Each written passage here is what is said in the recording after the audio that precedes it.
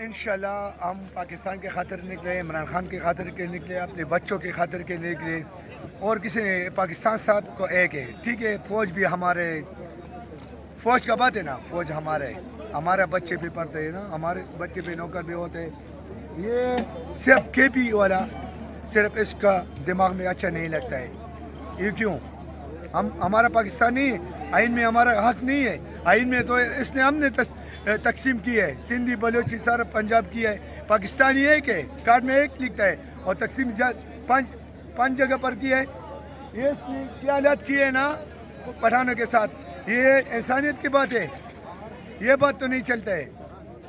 इंशाल्लाह हमारा अच्छा, पीछे से डी चौक में आप लोग डी चौक में मौजूद थे और वहाँ रेंजर्स ने ग्रैंड ऑपरेशन किया है और मार के भगाया है वहाँ से, तो अभी आप लोगों को भगाने की कोशिश की जा रही है। नहीं, झूठ नहीं बोलता है, ठीक है, झूठ मत बोलो, ठीक है। कौन ये तुमने पता दिए कि पठानों के मार के भगाए दिया ना, सिर्फ हम सुगेश की वजह से आए, हमारे साथ कोई उसका सपोर्ट नहीं था, हम उसी वजह से इधर आए।